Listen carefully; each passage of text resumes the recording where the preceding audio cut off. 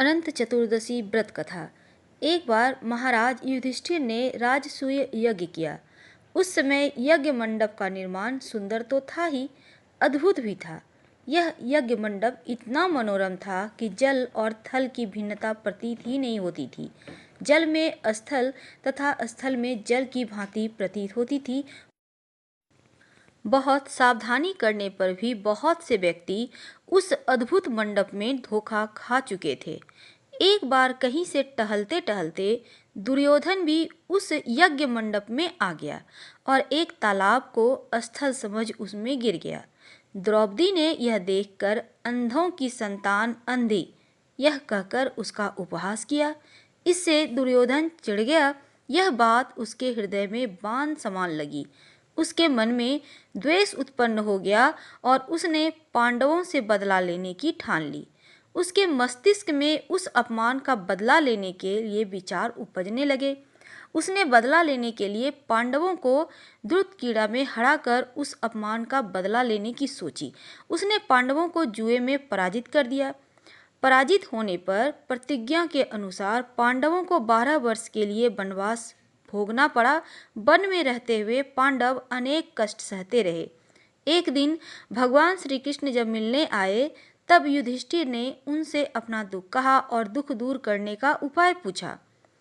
तब भगवान श्री कृष्ण कहते हैं, हे युधिष्ठिर, तुम विधि पूर्वक अनंत भगवान का व्रत करो।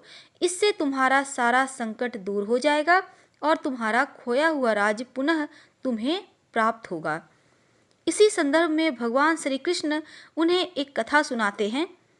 प्राचीन काल में सुमंत नामक एक नेक ब्राह्मण तपस्वी था। उसकी पत्नी का नाम दीक्षा था। उसकी एक परम सुंदरी धर्मपरायण और ज्योतिर्मयी कन्या थी जिसका नाम सुशीला था। सुशीला जब बड़ी हुई तो उसकी माता दीक्षा की मृत्यु हो गई। पत्नी के मरने के बाद सुमंत ने कर्कशा नाम की स्त्री से दूसरा विवाह कर लिया। सुशीला का विवाह ब्राह्मण सुमंत ने कौंडिल्य ऋषि से करा दिया और विदाई में कुछ देने की बात पर कर्कशा ने दामाद को कुछ ईंटें और पत्थरों के टुकड़े बांधकर दे दिए। कौंडिल्य ऋषि दुखी हो अपनी पत्नी को लेकर अपने आश्रम की ओर चले आए, परंतु रास्ते में ही रात हो गई। वे नदी तट पर संध्या करने लगे। सुशीला ने देखा वहां पर बहुत सी स्त्रियां सुंदर वस्त्र धारण कर किसी देवता की पूजा कर रही थी। सुशीला के पूछने पर उन्होंने विधि पूर्वक अनंत व्रत की महत्ता बताई। सुशीला ने वहीं उस व्रत का अनुष्ठान किया और 14 गांठों वाला डोरा हाथ में बांधकर ऋषि कौंडिल्य के पास आई। कौंडिल्य ने सुशीला से डोरे के बारे में पूछा तो उसने सारी बात बता दी। उन्होंने डोरे को तोड़कर अग्नि में कौंडिल्य ऋषि डाल दिए। इससे भगवान अनंत जी का अपमान हुआ।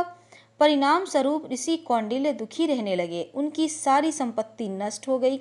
इस दरिद्रता का उन्होंने अपनी पत्नी से कारण पूछा। तब सुशीला ने अनंत भगवान का डोरा जलाने की बात कही।